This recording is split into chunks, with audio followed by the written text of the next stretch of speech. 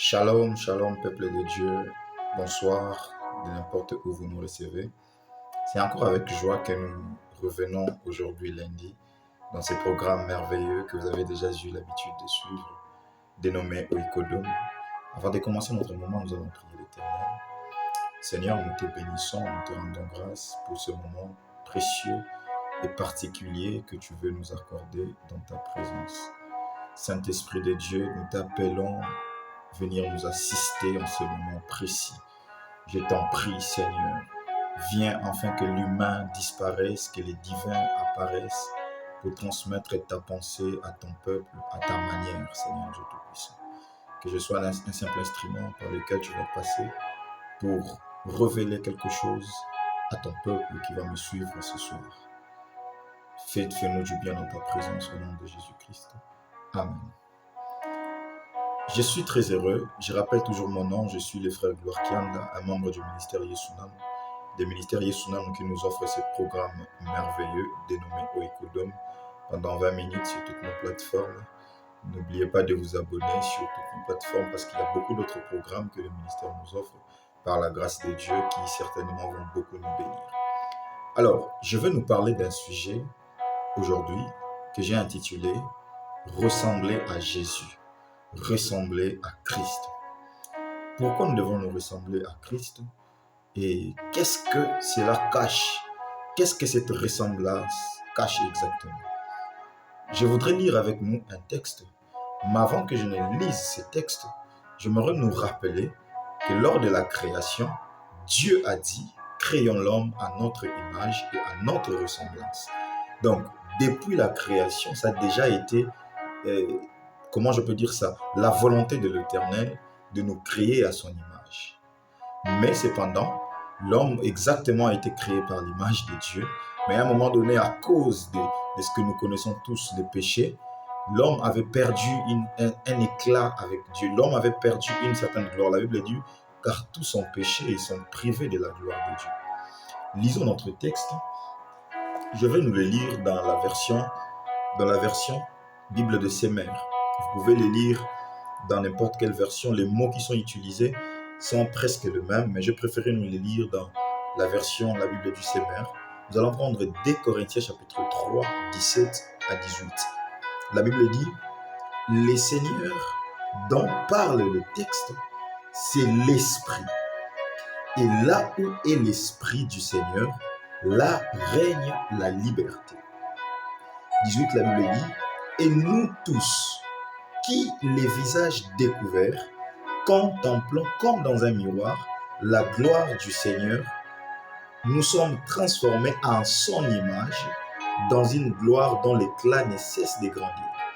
C'est là l'œuvre du Seigneur, c'est-à-dire de l'Esprit. » Vous avez entendu ce que la Bible du Seigneur dit?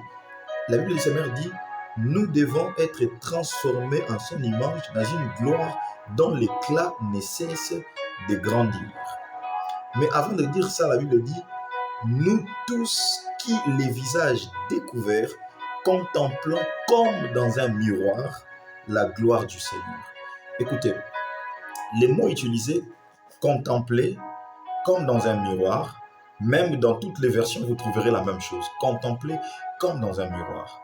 Avant que je nous révèle les vérités cachées au travers de ce texte, je vais nous faire réfléchir un tout petit peu. La Bible nous demande de contempler comme dans un miroir la gloire du Seigneur.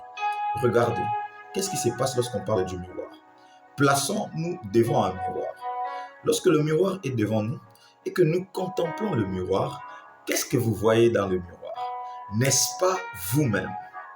En réalité, lorsque vous regardez un miroir, ce n'est pas ce que la Bible nous demande de voir que nous voyons. Lorsque vous placez un miroir devant vous, ce que vous regardez, que vous trouverez dedans, c'est la gloire. Plutôt, quand vous regardez ce que vous trouvez dedans, c'est la personne, c'est vous-même. Quand vous regardez droit vers le miroir, ce que vous regardez, ce que vous voyez, c'est vous-même. Ce que nous regardons, ce que nous voyons dans un miroir, c'est nous-mêmes. Alors que la Bible nous demande de contempler dans un miroir et de ne pas nous voir nous-mêmes, mais de voir la gloire du Seigneur. Qu'est-ce que cela veut dire exactement? En d'autres termes, la Bible nous demande de voir en fait la gloire en nous. Ça veut dire lorsque nous regardons le miroir, la personne que nous voyons dans le miroir doit refléter la gloire de l'Éternel. C'est exactement l'esprit de ces textes. Les textes veulent exactement dire, lorsque tu regardes le miroir, c'est vrai que la personne que tu vois dans le miroir, c'est toi-même, mais cette personne doit ressembler à la gloire du Seigneur. Vous savez ce qu'on appelle la gloire du Seigneur, je ne veux pas revenir. Vous savez ce qu'on appelle la gloire, je ne veux pas revenir sur des termes, faute de temps, parce que nous avons les temps tellement limités. J'ai beaucoup de choses à nous révéler au travers de cette vidéo. Mais l'esprit du message veut que lorsque nous regardons le miroir, que nous puissions contempler exactement la gloire au travers de l'image que nous avons au travers de ces miroirs. Voilà pourquoi la Bible est complète en disant nous devons être transformés à l'image de Christ et de telle enseigne que notre gloire soit d'un éclat qui ne cesse de grandir. Donc, en d'autres termes, ce texte nous dit ceci. Aujourd'hui, nous sommes lundi. Quand je viens regarder le miroir, je vois la gloire du Seigneur. Demain, mardi, quand je viendrai regarder le miroir, je continue à voir la gloire du Seigneur, mais dans un éclat qui ne cesse de grandir. Si c'était à 1.1 aujourd'hui, lundi, le lendemain, ça doit être à 1.2. Ces textes concernent les enfants de Dieu, les hommes rachetés par le sang de l'agneau, les chrétiens, qui sont censés rayonner d'un éclat chaque jour qui ne cesse de grandir. Cependant, lorsque nous regardons la réalité dans la vie courante de notre vie de chaque jour, est-ce que nous sommes sûrs et certains que notre éclat, quand nous nous regardons du miroir, notre éclat grandit ou c'est un éclat qui décroît? Est-ce un éclat qui croît, un éclat de gloire qui croît ou un éclat de gloire qui décroît? J'espère que vous êtes donné des réponses dans vos maisons, partout où vous êtes. Certainement, c'est dans la majorité des cas, ce sont des éclats qui décroissent. Mais pourquoi nous sommes dans cette tendance, alors que la Bible nous demande de contempler une gloire dans un éclat qui grandit, mais nous avons tendance à voir dans notre miroir que l'éclat de gloire que nous rayonnons ne fait que décroître. Paradoxal, il se cache quelque chose là-dedans. J'aimerais nous révéler 3 vérités que ce texte nous cache.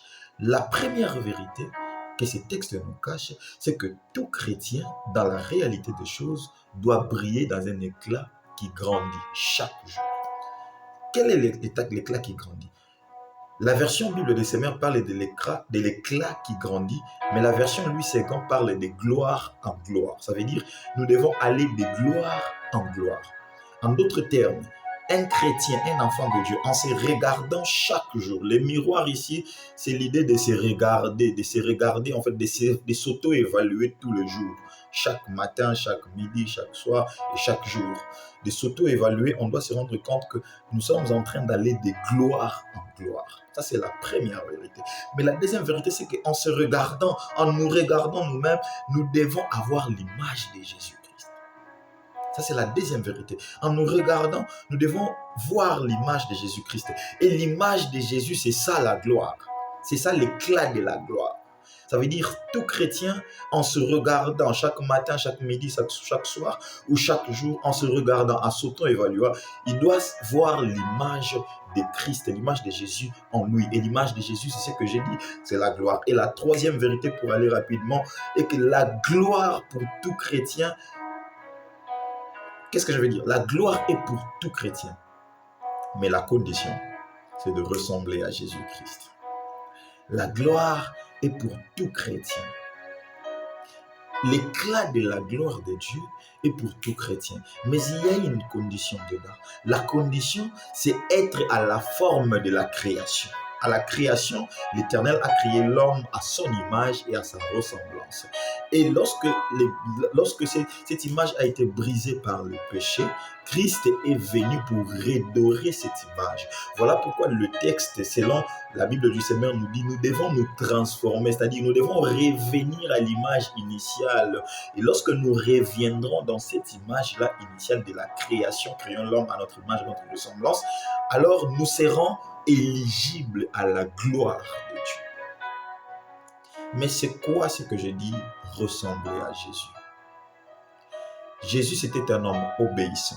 Et la Bible dit, si vous lisez dans le livre des Philippiens, la Bible nous dit qu'il a été obéissant jusqu'à la mort, même jusqu'à la mort de la croix. C'est pourquoi Dieu l'a souverainement élevé.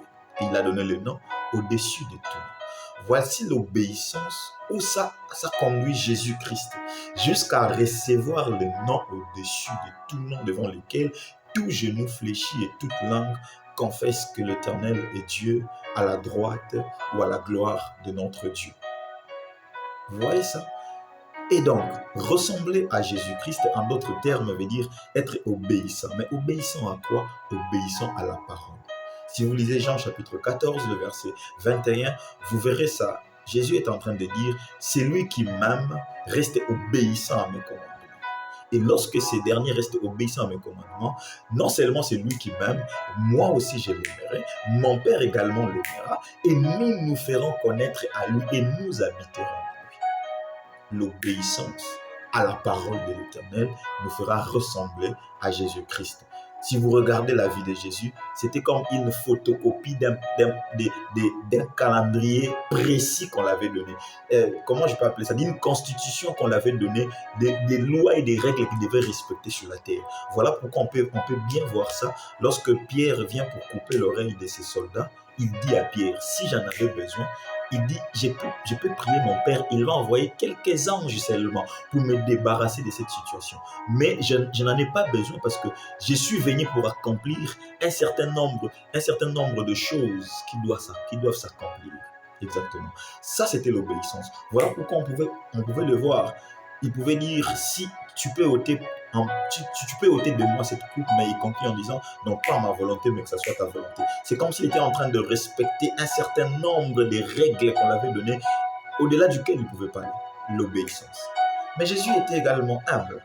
Nous lisons la Bible, nous regardons cette image où c'est lui qui lave les pieds de ses disciples, où il donne les exemples aux disciples en le disant, c'est lui qui veut être plus grand des autres, doit être les serviteurs des autres. C'est ça l'essence même d'humilité, l'essence même, je ne sais pas comment je peux définir ça. Au-delà de l'humilité, Jésus était compatissant. À chaque fois qu'un miracle s'accomplissait, la Bible nous disait, Jésus émis de compassion, il a opéré un miracle.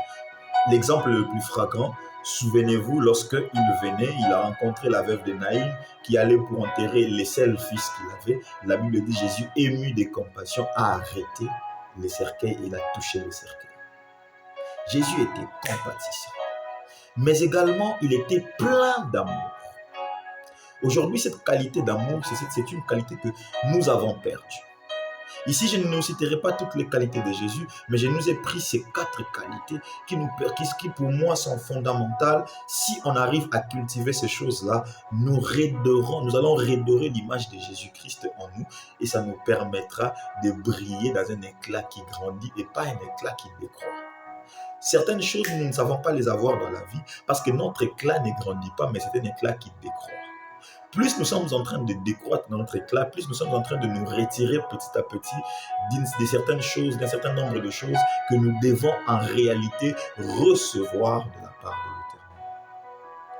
Si nous voulons recevoir toujours des choses, connecter toujours à avoir des choses célestes, dans Colossiens, on demande de nous affectionner, Colossiens chapitre 3, demande de nous affectionner à ces choses, nous devons rester focus à l'image du Christ.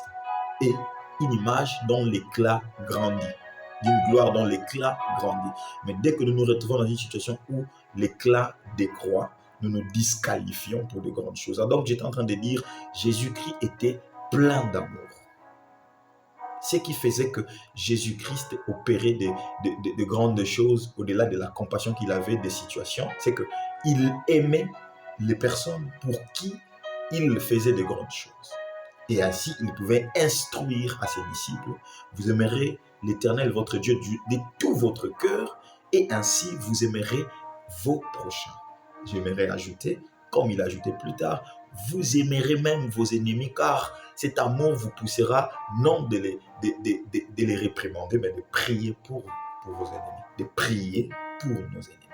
Eh bien, les grandes choses avec l'Éternel, nous pouvons bien les obtenir, mais seulement La condition, c'est que nous devons redorer l'image de la création. À la création, l'Éternel a créé l'homme à son image et à sa ressemblance, brisé par les péchés. Christ est venu pour redorer cette image et nous devons faire de notre mieux pour revenir à cet éclat. C'est ce que la Bible du Seigneur dit, c'est transformer à l'image de Christ, afin que notre gloire parte d'un éclat qui grandit chaque jour, comme lui s'est grandi, afin que nous allions de gloire en gloire. Regardons notre vie. Ce numéro de Oikoudom est particulier parce qu'il va nous permettre de prier pendant un moment. Regardons notre vie. Pensons-nous exactement que nous sommes en train de croître dans une gloire ou nous sommes en train de décroître dans cette gloire? La position de l'aigu de notre gloire, c'est un éclat qui grandit ou un éclat qui décroît. Ce soir, j'aimerais inviter quelqu'un. Ces choses sont disponibles. Cependant, le seul problème, c'est l'homme. Le seul problème, c'est l'humain. Mais l'humain est incapable s'il ne demande pas l'appui de notre Dieu. Voilà pourquoi, pendant ces quelques minutes avant qu'on atteigne les 20 minutes, selon le programme, j'aimerais t'inviter à prier avec moi.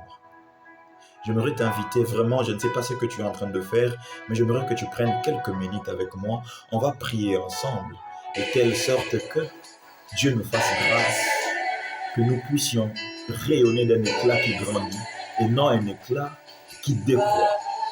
Est-ce que tu peux prier avec moi là où tu es? Prie avec moi là où tu es. Commence à dire des choses à Dieu. Je refuse d'être dans une génération. Nous nous appelons chrétiens, nés de nouveau, créés à l'image de l'Éternel, mais que notre gloire soit d'un éclat en lieu et place de grandir, mais un éclat qui décroît. Je refuse d'être dans une génération où les choses de Dieu se font de plus en plus rares. Les miracles se font de plus en plus rares. Les prodiges se font de plus en plus rares. Alors que la Bible nous recommande. La Bible nous dit, voici les miracles qui accompagneront ceux qui auront cru.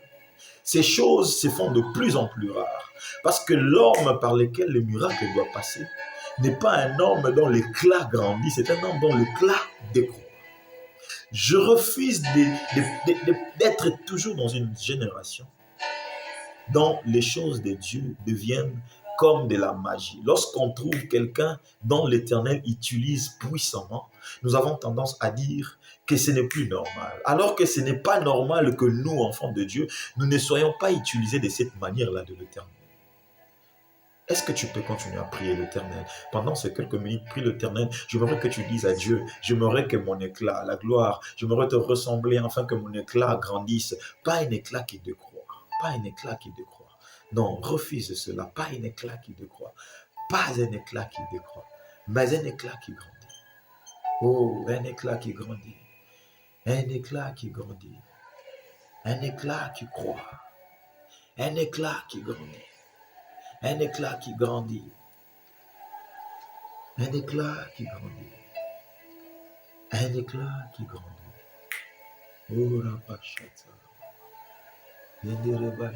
Prie l'Éternel. Dis-lui, dis-lui, je suis incapable en réalité de te ressembler. J'aimerais te ressembler, j'aimerais être humble comme toi. J'aimerais être compatissant comme toi. Oh, j'aimerais être plein d'amour comme toi. J'aimerais être obéissant comme toi. Mais incapable de moi-même, je suis incapable. Désire-les pendant quelques minutes. Oh, demande-le à Dieu, demande-le à Dieu.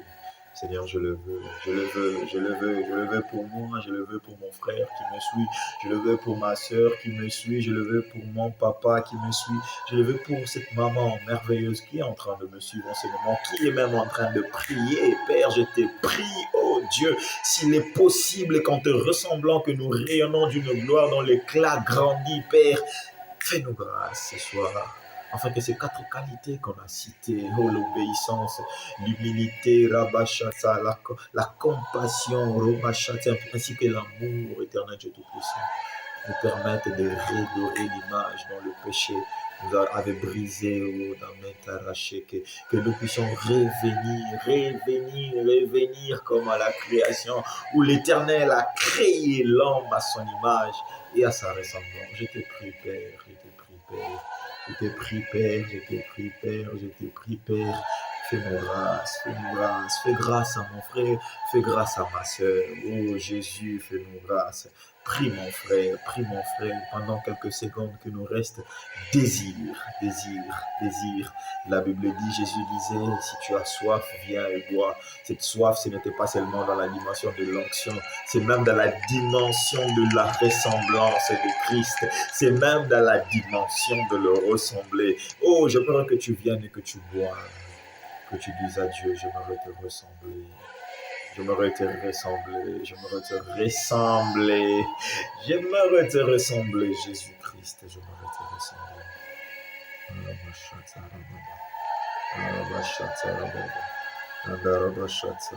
Laisse que l'Éternel t'accorde la grâce de lui ressembler. Laisse que l'Éternel t'accorde la grâce de lui ressembler. Laisse que l'Éternel t'accorde la grâce de lui ressembler. Laisse que l'Éternel t'accorde la grâce d'être son image. Alléluia, alléluia, alléluia, gloire à Jésus, gloire à Jésus. J'aimerais que comme on acclame, tu acclames également chez toi, que tu acclames également chez toi, que tu dises à l'Éternel, merci beaucoup, parce que ce soir, tu viens de me faire grâce, en me redonnant l'image qui était à la création. Dans l'Éternel, Dieu m'a créé à son image. Que l'Éternel soit béni. Que le nom de l'Éternel soit béni. Nous sommes très heureux. Merci d'avoir suivi ces programmes merveilleux. Nous pensons que ces programmes vous a béni ce soir. J'aimerais nous exhorter avant de vous quitter. L'image de Christ, c'est quelque chose qui se cultive. Être compatissant, c'est quelque chose comme un exercice à faire tous les jours. Obéissant, c'est un exercice à faire tous les jours. Humble, c'est un exercice à faire tous les jours. Plein d'amour, c'est également un exercice à faire tous les jours. Cultivons ces choses, mais encore bien plus que nous pouvons tirer dans les leçons dans la vie du Christ. Et ainsi, nous serons redorés d'une image de gloire dont l'éclat grandit toujours. Que Dieu nous bénisse. Bienvenue. J'allais dire merci d'avoir suivi ces programmes. Continuez à vous abonner à nos plateformes, les plateformes du ministère Yesunanu, qui vont certainement vous bénir avec plein d'autres programmes. Que Dieu nous bénisse. À nous revoir lundi prochain pour un nouveau numéro.